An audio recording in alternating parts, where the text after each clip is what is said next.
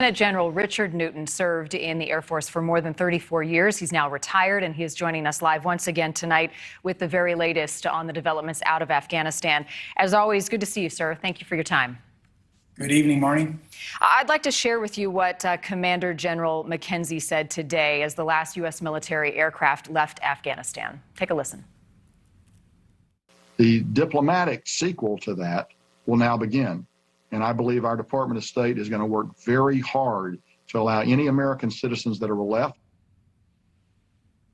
to get out. So the diplomatic sequel. So with no diplomatic presence now in Afghanistan, how does the U.S. military gather intelligence, for one, and then also assure that any Americans or our Afghan allies can get out if they want to?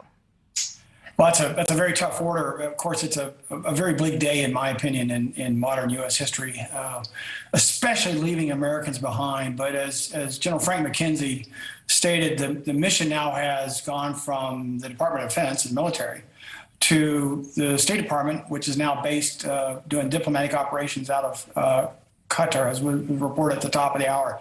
It'll be very difficult to put eyes on target and to put, we no longer have boots on the ground for such things as intelligence, surveillance, and reconnaissance, and so forth. And frankly, having a U.S. presence in a very chaotic Afghanistan now that the Taliban are absolutely in control. It was impossible before, but it is very impossible right now to even think in terms of us having any type of opportunity, as you allude to, for intelligence and other operations, other than perhaps what the president's referred to as over-the-horizon operations with combat air power. Complicates things even further. Critics have described the final days of this war as a colossal failure. How does the frantic exit impact the United States and also the credibility globally moving forward? Well, again, I think that's now the real key to how we move forward from this debacle. U.S. credibility, reputation has really been clearly hurt.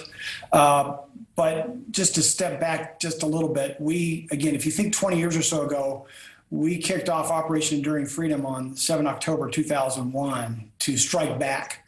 And eventually that's exactly what we did. And then eventually we killed bin Laden and so forth. But what's happened now is we have ceded whatever we've done in the last 20 years. The Taliban have had a huge victory here. It's the Taliban, but it's also the other parade of horribles, I call them. It would be Al-Qaeda, ISIS-K, and others who want to do the United States harm.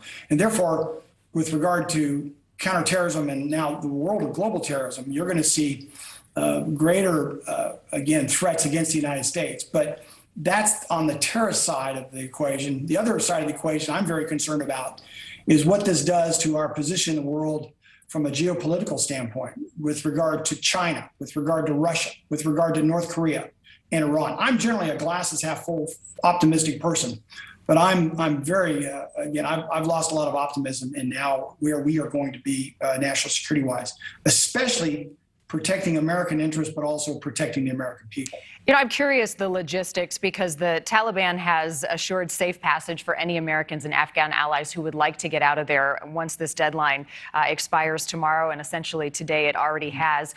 Militarily speaking, you've been on the ground there. You understand the complications and challenges in doing that. Do you anticipate the Taliban will respect that and allow it to happen? I would not expect the Taliban to do any of that. In fact, this is not Taliban 2.0. This is still the ruthless terrorists. Again, the fact that, as General Frank McKenzie said in his press conference today, that he's been dealing with a pragmatic Taliban and it's been businesslike. Well, that's gone. Forget all that.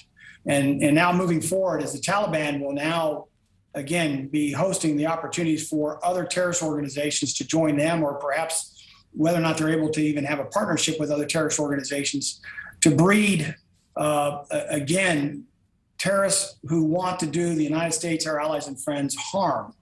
It's not going to happen tomorrow, because the rise of what I believe is a significant rebirth of the jihadist movement will take months and years, but it is going to happen. And I believe that, as former Secretary of Defense Leon Panetta said, we will have to go back to Afghanistan. We will have to, again, address, fight, kill the tyranny of terrorists who are now really on a wave of resurgence that I'm very concerned about. Well, the story's certainly not over, just another chapter in the ongoing saga. Lieutenant General Richard Newton, as always, thank you for your time tonight. Thank you, Marty. Good evening.